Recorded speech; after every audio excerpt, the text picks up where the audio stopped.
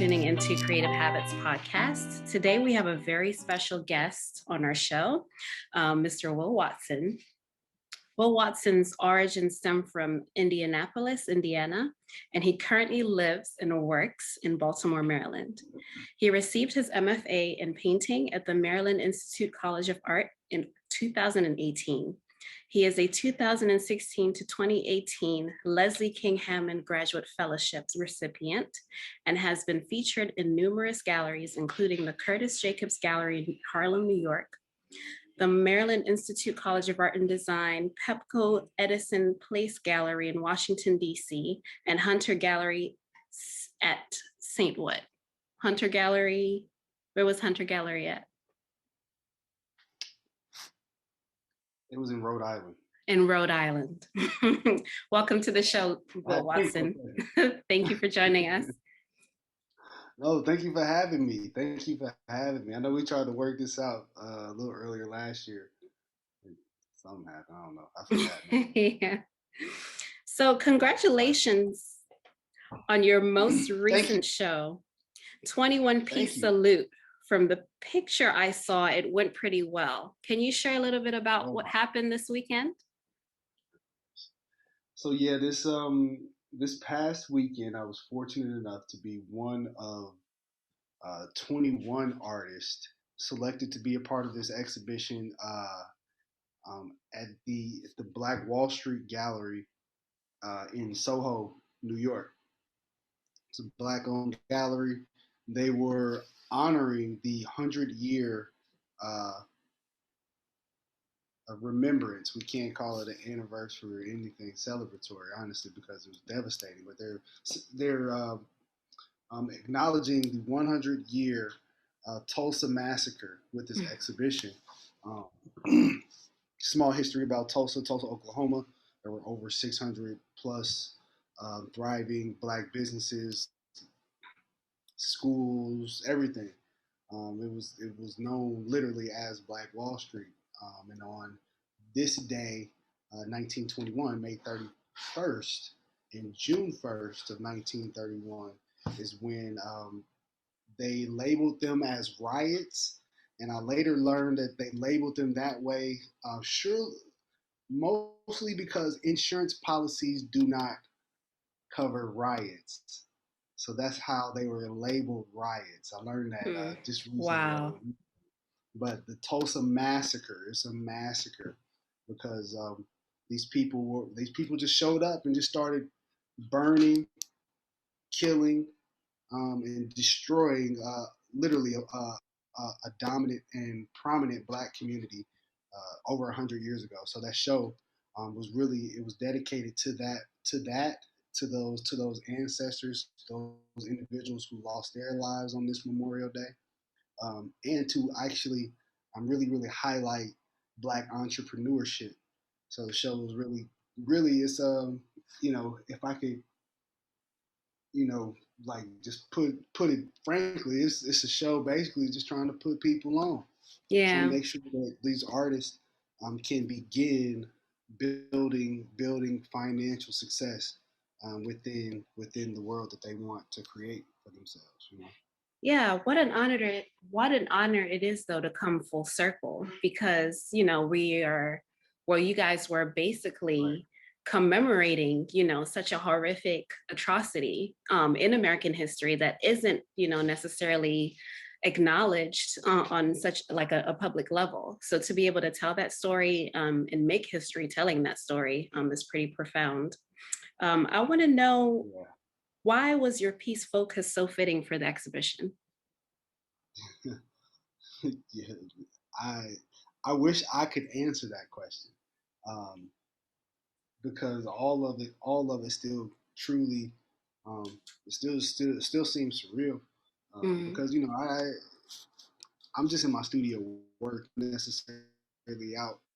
Right at this moment, I hadn't, or not up until recent, I hadn't really been focused on like trying to figure out where I'm gonna show and or any of those things. So I was just fortunate enough that the curator saw the work and was like, "Yeah, who is this guy?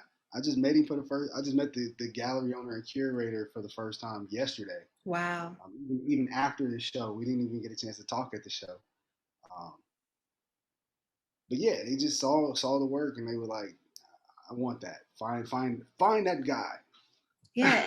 And to be featured though with such amazing and powerful artists that are like really putting in the work right now, could probably tell you a lot about, how much you've grown as an artist. What is Right. the difference between the art practice of Will pre-grad school versus Will post-grad school? Well, I think the art pre grad school was I I'll call it ignorant. Hmm. It And wasn't why do you say that? uneducated.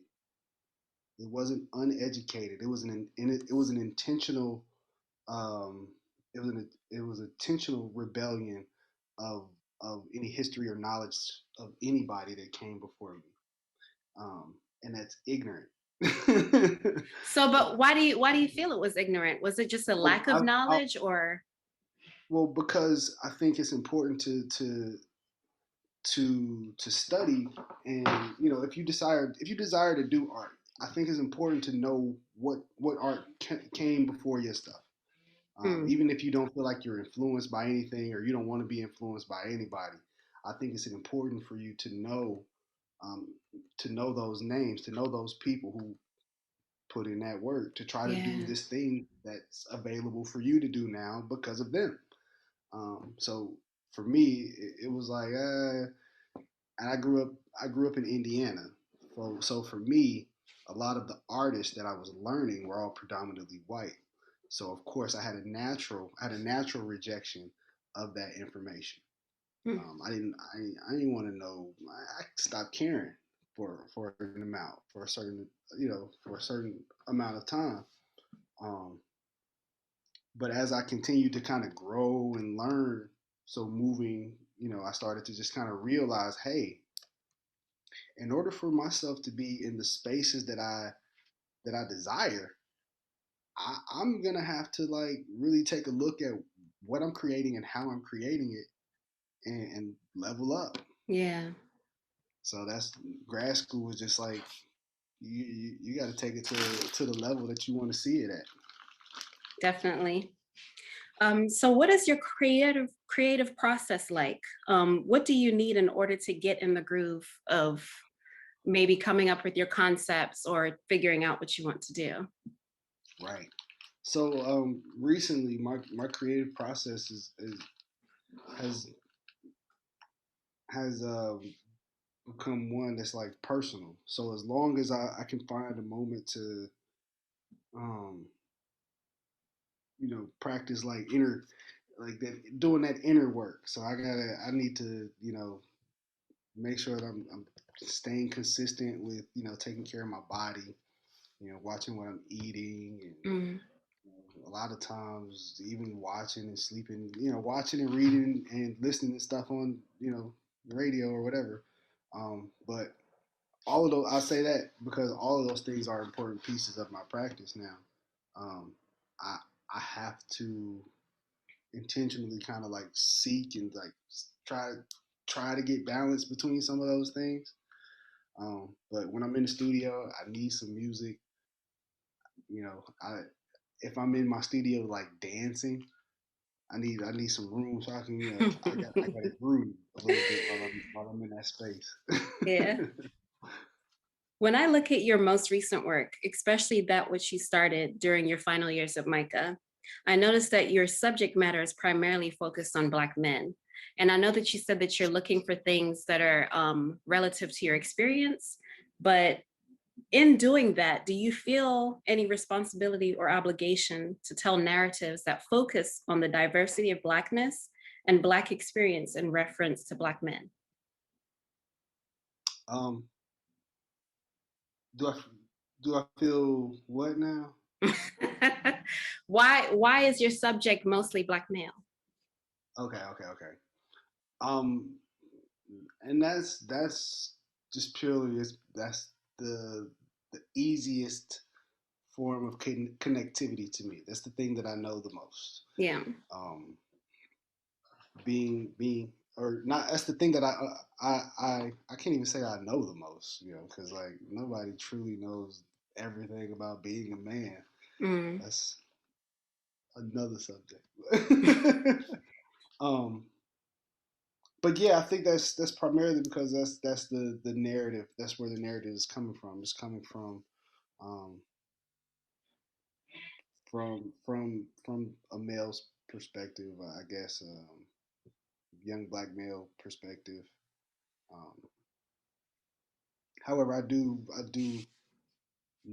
only paint men now. I just in the beginning I had to kind of relearn how to um,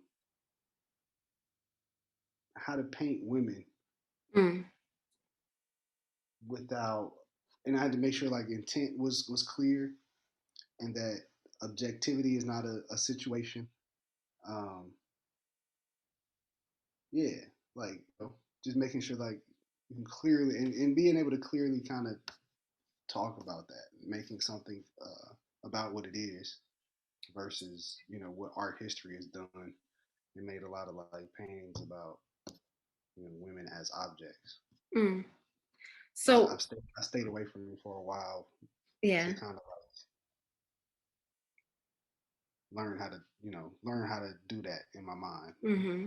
Have you figured out what it is that you're trying to say in your work, or is it just basically maybe just portraying things from observation? Yeah, a lot. Yeah. So what I'm more focused on now is experience, the experience of memories, Mm. um, through representation, of course. But I quick quick story, long story short. Um, 2019, I lost my grandfather to dementia. Mm, So sorry to hear that. while pandemic was happening, you know, I began to try to process uh, that and you know other like death. You know, started to like say, well, what happens? Dementia is you know you forget. So what do we do with these memories? And if this is truly a hereditary situation, what do I do with my memories? What will happen? Um, what will become of my understanding of the way I existed in this world, right? Or even the way that I've noticed other people existing.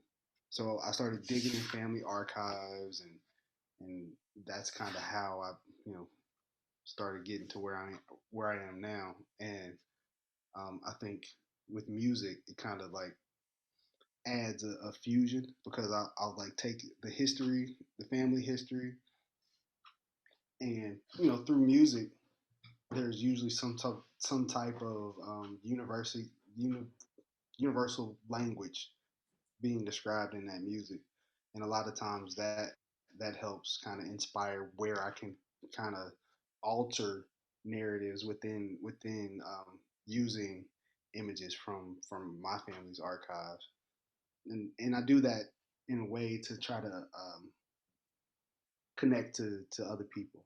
Mm. So knowing that certain images and things of culture are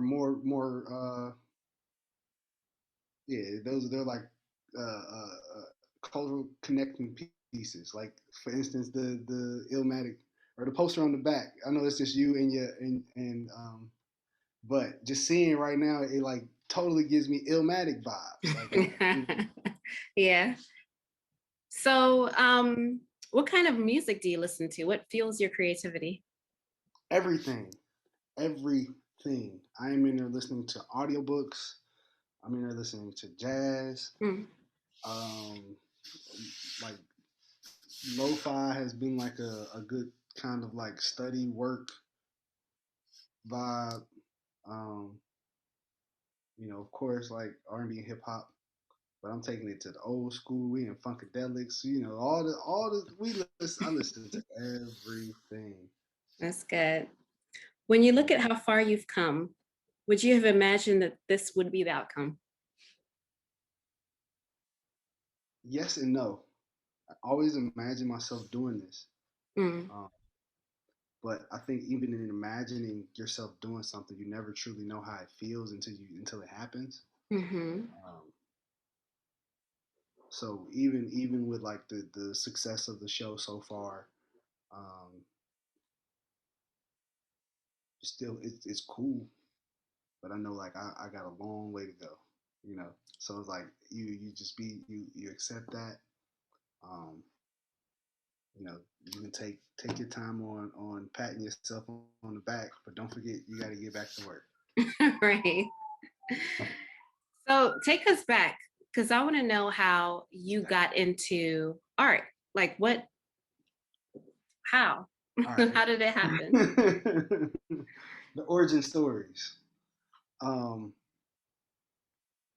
so as far as I can remember, and I do tell this story all the time about being like a kid trying to draw Batman, and you know my grandmother helping me try to figure out how to draw Batman, and kind of you know from that moment it was like all right, this is what I like this. Let me keep doing that.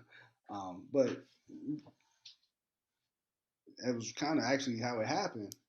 Um, and then you know my family they just all saw that this was something that I was really interested in, and not only was I really interested in it, I was actually like really good at it. So I've been very very blessed and fortunate to have that experience because I know that that is not typical in many households, many African American households, many American households, and I'm sure I know that many African households, you know, Yeah, you know. it's not common. Um, so yeah, I'm just fortunate in that way. I feel like I might have went off on a tangent, so I No, hope that I was it. That was it. So I'm curious to learn your perspective on success. What does that mean to you? And do you consider yourself currently to be successful? yeah, I Hmm. do.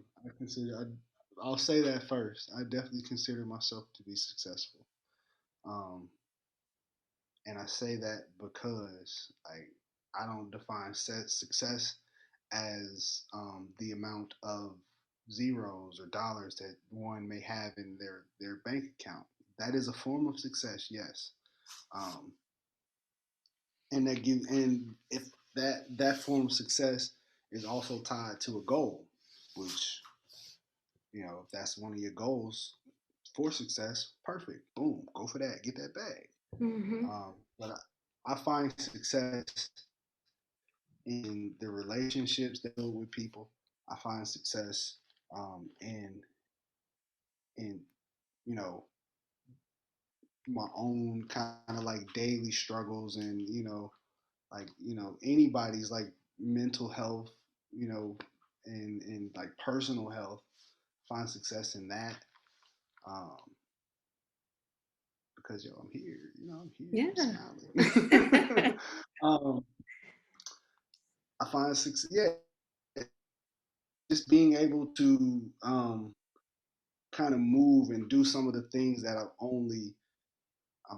always dreamed about. Um, so that's like it's crazy. Like this Yeah. weekend, being in New York, all the stuff that even happened around that show that I just happened to kind of just be around for. You know, that's success. You know, Yeah. And generally, if you're doing the right thing or the things that you enjoy, things come, and if it you like what comes. you do, if you like what you're doing, Yeah, that's successful too. You absolutely. found something that provides you peace. Yep. So, how did you get from Indiana to Washington, D.C.? I walked. No, I'm joking. um, I just decided I needed to leave. Um, Coming from Indianapolis, or you don't notice too many people who you know after like actually leaving. I do notice it now, but like before, you didn't really see a lot of folks, you know, going away and doing things. and I just kind of felt stagnant there. I kind of felt stuck. Like, my career wouldn't take any direction Mm. if I stayed in that space where, there aren't a lot of art shows, and there aren't people coming to, yeah, it's not a lot, it's not as much going on. So to come out to the East Coast, I made a decision. I wrote out a list, because of course, everybody always wants to go to New York. I had a friend who basically just opened up their doors and was like, "Hey man, I got an apartment in Alexandria, Virginia. It's like 20 Mm. minutes away from DC. Come out here and see what you could do." Wow. New York is 3 hours away versus 9. Dope. Come see what you can make happen. And that was 2014, and I've been out here ever since. So when did the move happen from the DMV, not Baltimore, because that's separate, but I know they do Baltimore wrong. so how did you get to I Baltimore? made the mistake. I made the mistake because I gotta say this publicly. I made the mistake. I had a chance to be on the news in New York, and I said the T. Oh, I Oh. said the T in Baltimore, so I was like, oh, oh, dang, son, shame on you. But um, I came up here for grad school. Came up here solely for grad school. Like, of course, being in DC. And it's funny. I just had this conversation just this past weekend too. Being in DC, they paint this picture of Baltimore that's like, don't go there. Like they will paint that picture up, and if you're not from there and then you ain't never been to Baltimore, you'll believe that. You'll be like, oh God, this place that sounds, whew, Mm-hmm. I want to go there. But the adverse of that, MICA, the Maryland Institute College of Art, has one of the top four graduate programs in the nation for painting, which was something that I was, trying to get into. I was really, really lucky and fortunate, and I think God just saw it fit for me to be accepted into that program. Um, and it's nowhere near as it is what people say. I won't lie and say that, but it's nowhere near as bad as it's nowhere near the picture that they painted of this place. And I can publicly say that that's unfair. Y'all Mm-hmm. Bama's just need to get up here. Yeah, I said it. Yeah. And y'all Bama's need to get up here, and they need to get down there. I don't know what y'all call them up here. Oh, I I don't don't know. know. I was gonna say, we ain't gonna say that anyway. But um, I don't know. I just feel like I feel like those areas maybe just didn't mess with each other because, like, transportation. No, you don't go down there. You don't know what's down there. You don't understand. Yeah. So you just make up stories. So you just make up stories, and I understand too locally, like just growing up as a kid, it's always like territory and Of pissing course. contest and Yeah. yada yada yada. But Baltimore is a beautiful, beautiful city. There's so much to offer here. Um, I ain't want to believe it until I've been here for going on 6 years. Wow, it's been that long. It's a long Right. time. I was trying to run away. I was trying to run away. So as far as your art goes, or just like your artwork in general, which artists inspire you or have made a huge impact in the type of work that you create? um, that's a lot of artists. If I could speak specifically, and I will probably till the day I die say this lady's name, Amy Sherrill. Oh Um, yeah. One, you know, I'm really, really fortunate enough to like get to know her just a bit while I was in grad school. Um, so getting to meet her and just looking at her work, seeing some of her stuff in person, that was kind of life changing, changing experience. Another artist from Baltimore who I really, really admire his work. His name is Ernest Shaw. I've heard I of don't know if Ernest Shaw. if you know Yes, I'm familiar with his work. that guy. You know, very. I've been fortunate enough to meet him as well. Mm, Um, and I found out also he's a member of Phi Beta Sigma fraternity, which is my fraternity, okay. which was like like a really really cool connecting piece when you meet like an artist who's like kind of one of your favorite artists. So Mm. that's been kind of dope, and it's been really cool to build a relationship there with him. Um, I could go on, Kerry James Marshall. I could name, um, if I'm thinking of the dead white guys that I enjoy because they on the list too. There's like an artist by the name of like Neil Rausch, who's like a German expressionist painter. I haven't heard of Neil Rausch. Should put that on my list. Yeah, Check out. it's Mm. mind blowing, really. Um, who else? Who else do I really enjoy? Um, yeah, I don't know. A lot of people. Matisse, I'm a big Matisse fan. Um, even though his life is problematic, a Picasso fan. Um, like I'm like middle Picasso. Like I had to look up the dates, like him like transitioning away from like figurative most. Yeah, his like kind of in between phase of like that figurative stuff when he was kind of painting these faces, but they stopped looking like real people and Yeah. almost started looking like African masks. I'm really kind of into like that transition Mm. of his work. Um, and I really enjoy a lot of abstract painters too. And you can't. I enjoy a lot of abstract painters too, Okay. like Clifford Steele and Ed Clark, Mm. um, and Joan Mitchell. Joan Mitchell's. I love her stuff too. Nice. So So it's a variety. yeah. um, what does never stop dreaming mean to you? Because I see that a lot. You Yeah, post that a yeah. lot. You got some good questions, man. um, so you familiar with Langston Hughes' poem "Dream Deferred," right? Yes. What happens to a dream And defers? right, he never found out. Yeah. He never found out, Mm-mm. and the reason he never found out because he never stopped. He never stopped dreaming. He never stopped um, seeking that in which has always been in his mind like something that he just wanted to attain.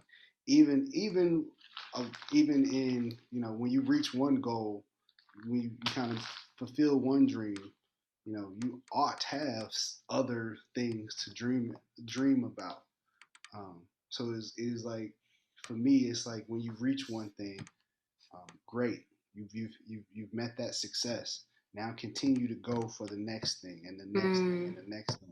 So never stop. Um, and then on the adverse of like understanding that some of the stuff that people want to do is not always promised and guaranteed for everyone. Yeah. Being an artist, there's only like you can have a very lucrative and successful career. Um, I'll say lucrative because we defined success a little earlier. But you can have a very lucrative career as an artist, but maybe one of your ideas of success might be gallery representation, Mm. museum, blah blah blah blah blah. Um, you know, and even understanding like that doesn't happen for everybody. But if you like really really want that and you keep like striving towards that, the only way you'll find out is if you never give up because it's either it's either gonna happen or you're gonna die before it happens. Yeah. Like a raisin I in the would, sun. I would much rather just never find out. Yeah. I would much rather never find out if I ever quit up on my dreams. Mm. I like that. Thanks for explaining. Yeah, no problem. No one's actually cared enough to ask me that, Yeah, surprisingly. that's dope though. That's really dope explanation. But it's funny Surprisingly, no because one's ever, never, ever said ever asked anything. me that. It's also funny because basically with that description, you did define success. Like it's always a constant. Just because you've Mm, accomplished one goal, it doesn't mean that all of your goals are finished, or yeah, complete. You have to keep, the cycle yeah, going. yeah. So I love seeing how far you've come as a creative. You've had experience not only in teaching art, but also studying art simultaneously. How has your experience as an art educator inspired or motivated you in your personal practice? A lot right now because um, I think the kids just kind of like feed into whatever like small artist ego that exists because they just think everything that you do is amazing. And Hmm. sometimes the art world can be like, that's trash. Um, so like they have helped kind of keep me motivated because their eyes. There's somebody um, who's after me, looking ahead to see like, okay, this guy had something that he believed in, which was completely different than like what my mom and dad told me was possible. Right. Um, maybe I could try something, maybe, but maybe I want to, create whatever, So it's really it's a twofold. I learn from them, and I hope that they're just inspired by seeing me, try to like do what I'm doing on the side. Yeah, I'm sure they And are. I think some of them even I think some of them even understand, like, at a certain point, you may get to a certain level where I might not be able to do that.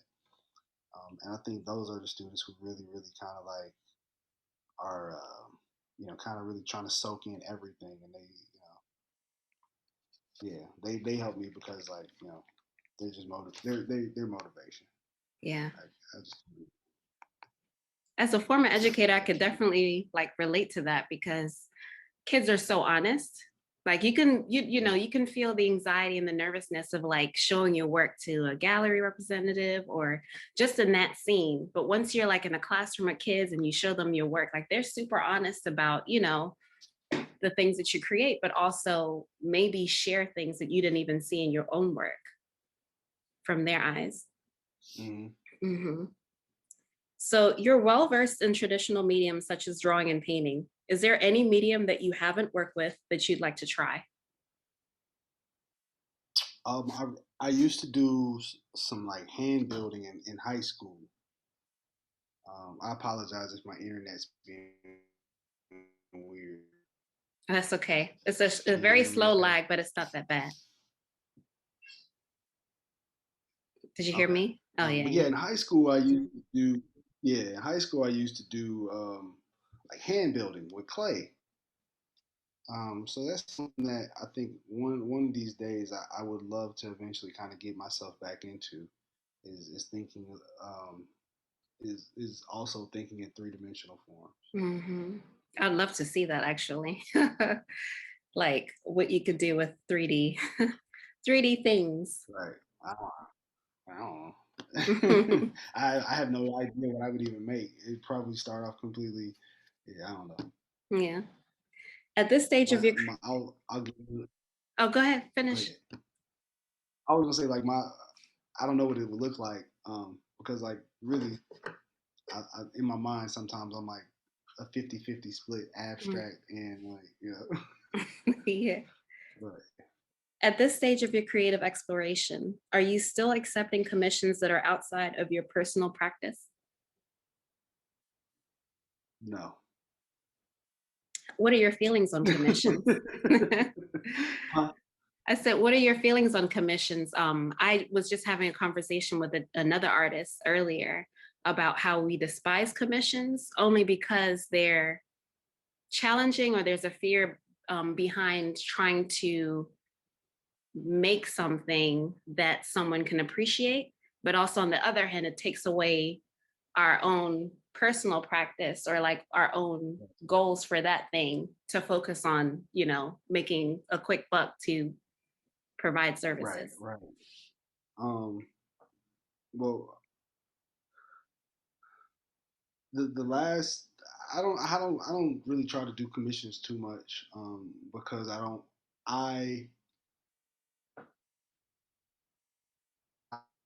I don't want I want my work to still have cohesive flow across like whoever gets it. Um, so sometimes sometimes as an artist you might have to make that you know quick cheap painting just to pay your bills or whatever. And I think in the beginning that's okay. But once you get past a certain level, um, and I only say that once you get past a certain level, it means like you got to be kind of like humble. Like I've met some like pretty arrogant artists who will probably kind of create a glass ceiling for themselves because you have to be humble. Um, Hmm. and it kind of goes on with based on if you're selling a lot of works, then you can play with your prices and bump them up a little bit, but don't don't be too modest, but like you know don't barely have a high school diploma and expect you're gonna sell a painting for $30,000 Right. tomorrow. Like that's not gonna work that way. Um, even if it's like a really really dope painting, it probably won't work that way Hmm. unless you just like the Jay-Z of uh, your generation in the art world. But take your time and pay your dues really, and learn the game because it is a game really. Yeah. I don't know if I answered that question No, again, you did. but And I was I might about have to tangented. say, I was about to say, I mean, I said that about commissions in the most humbling way because it's almost like Oh being a musician. You know how like musicians will play so many covers, but in order to establish your signature yeah, style or like what you want to say to the world, you have to at some point show people or like, and yeah, go ahead. and you also got to protect your art. You also got to protect your art. Um, you protect yourself and your art too because um, again when you at different levels, depending on what level of success you're trying to reach.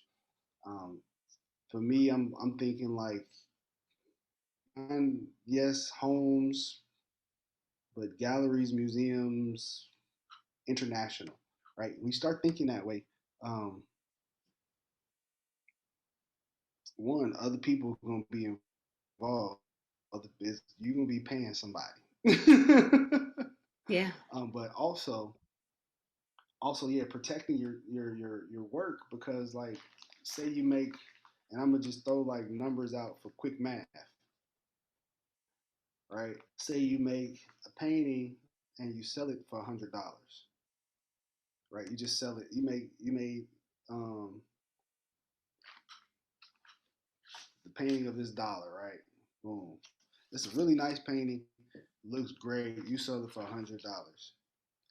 5 years from then, you know, you've get this size has went, but now you painting giant dollar signs, dollars, dollar bills in the same way you painted that little one. That giant painting now could be worth a lot more. But because you painted that little one for $100 and say that large painting for $100,000, little bitty painting, they could say, I think I'm just gonna throw this in the auction and see what happens. That painting jumps into an auction and it goes $100 to $10,000. Hmm. How much money do you have in your pocket? Exactly. None of it. None of that. Yeah. So it's all protecting. It's all just protecting yourself while you still in that game. But if that's your lane, that's how you make your bread. That's your goal. You want to do that because it's lucrative and it's beneficial. It's all everybody can win in the art world you decide how you want to win. Say that one more time. There was a lag. The last sentence you just said. Oh, it was good too. Yeah, I know. I said See, Nate everybody K. can win. Everybody can win in the art world. It's just depending on how you choose to, how you want to win. Mm-hmm. Absolutely. So how do you cultivate a collector base? Oh, I'm bound. I I don't know. mean, just I guess I don't know. over the years observing you though, like I feel like not only just specifically, kind of delving down into collector base, but you've been able to, reach a curator that wanted you to be in his show. So like what do you think has been Yeah, beneficial for you as an artist to get that type of recognition? fostering relationships. One, that's not the main part. The main thing has just been being dedicated to what you do.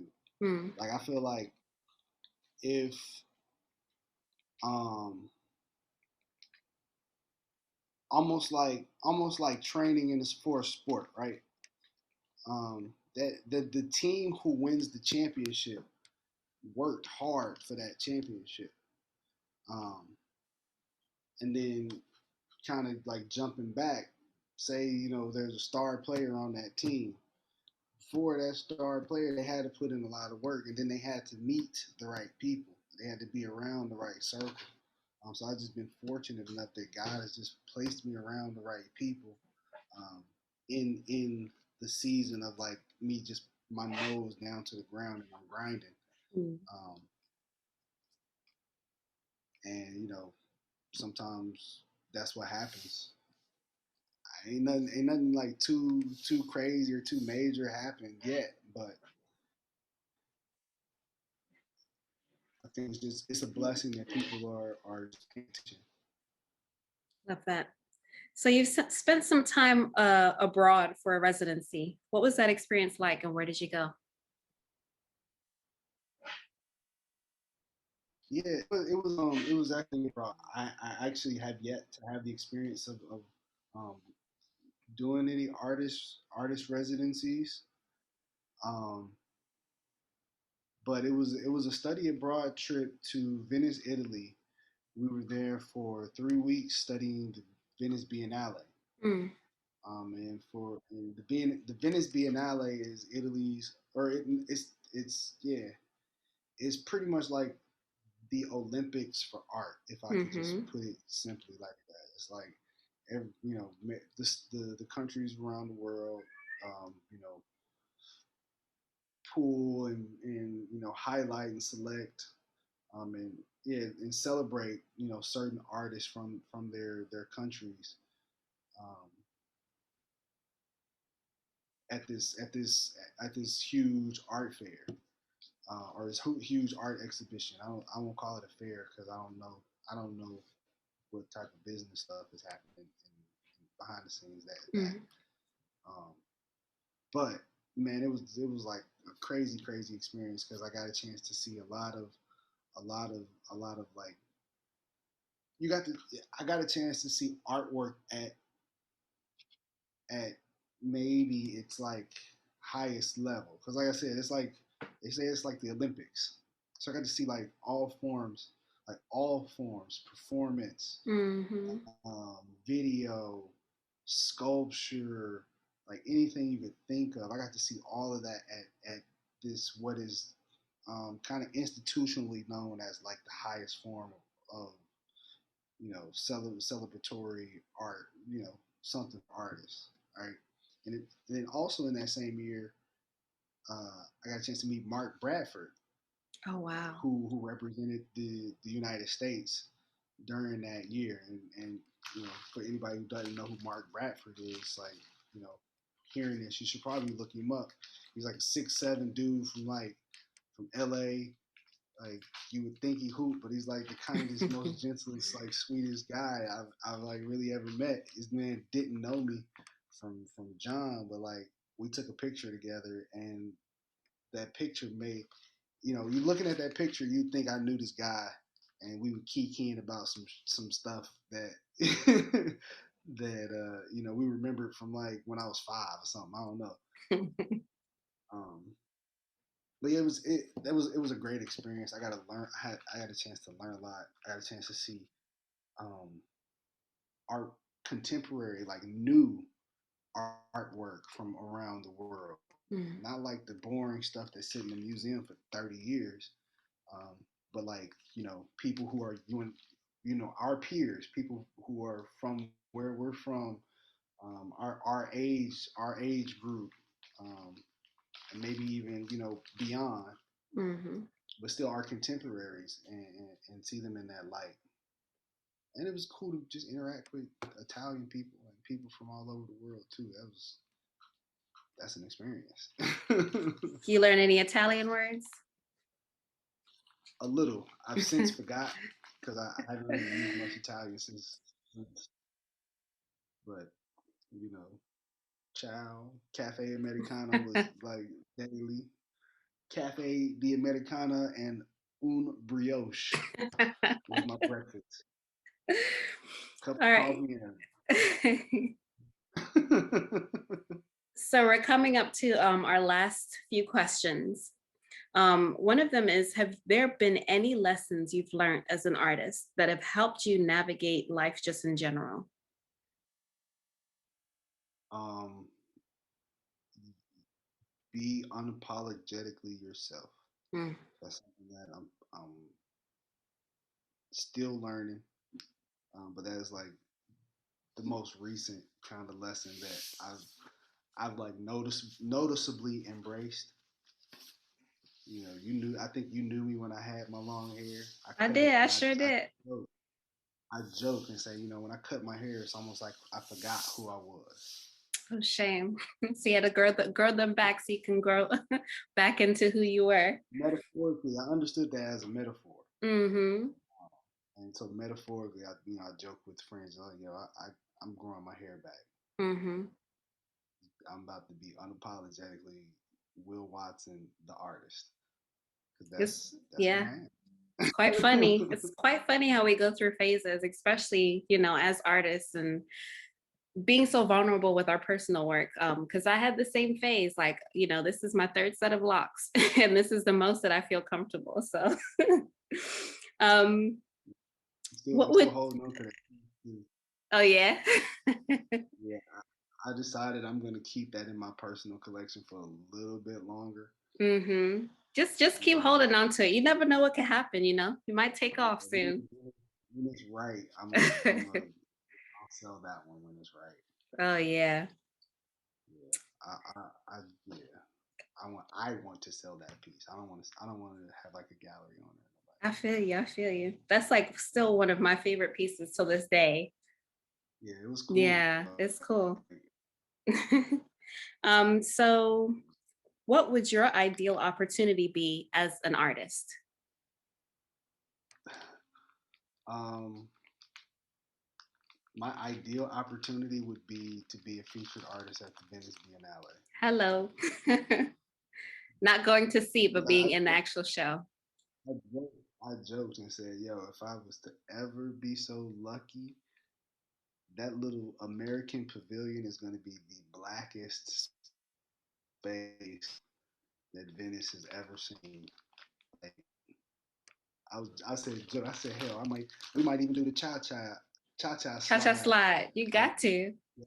I'm gonna have like a church bell that sounds at certain times of the day, and that church bell sound, that's mean everybody line up and do the cha cha You got to. You slide. got to. Being completely facetious and joking when I say that, but there's So, final question, and then we'll go straight into the game. How can we support your oh, artistic journey and follow you as your career as an artist? you gotta follow me on the gram. No, yeah, seriously. Um, my website is willwatsonart.com. My Instagram is will underscore the artist, and I think that is the name across all social media platforms. Uh, well, That's it. You gave And it to yeah, me. yeah. Yeah. Go to my website. I got stuff on there for sale. Like Awesome. people who be listening, you won't be able to get the shirt, but I got Oh no, we Indigo got a YouTube channel. merchandise We got a on YouTube there. channel. You'll be on YouTube. Oh, perfect, perfect, perfect. You know, I'm gonna stand up so you can see the back, but it's something on the back. It's my logo on the back. But yeah, you know, what I picked about that is, you know, it's all me. That's all my, you know, what items that are on that website are items that, you know, it's me. You know, I'll get to. It's funny because, like, you know, I have to pay certain people now for certain things. Um, you a real artist now. no, no, just it's I equate it to just being a business owner Hmm. I like now, that. All right. So and to really we're, like, you know, kind of see we on time schedule. I got go ahead. Finish your it. Go ahead. sentence. Finish your sentence because I forgot. there's like a lag. Oh, okay. Okay. All right. So the final game. I mean, the game that we're gonna play is called This or That, and you have Oh, to choose one or the other. oh my goodness. So we'll play this game and then we'll finish the interview. Njideka Akunyili or Toya no Jutola? Oh my God, that's tough. I'm only gonna say Njideka because we met while I was at Micah. She did a talk and I had to like go stand in that long line and just be like, "Hey, I'm such a fan. Oh my gosh, can you please take a picture with me?" So yeah, her. Wangechi Mutu or Kara Walker? Why get you into?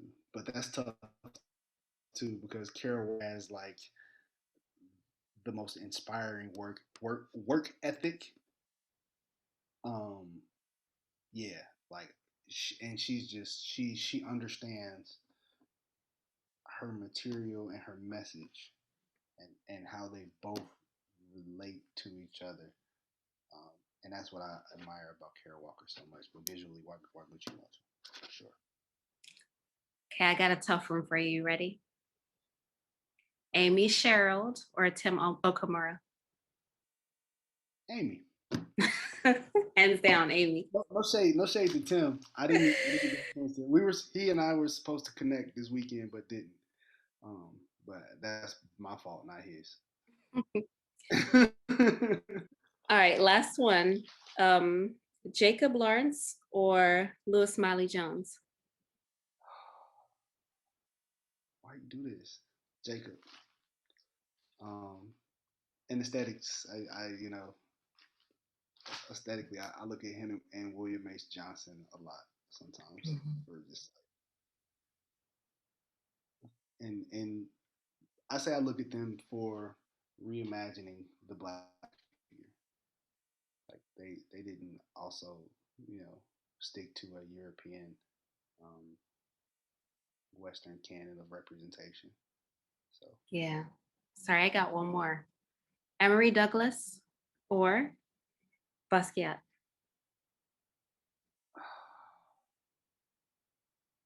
I'm gonna go with Emory Douglas, to be honest. Definitely gotta go with Douglas on that one. You All know, right.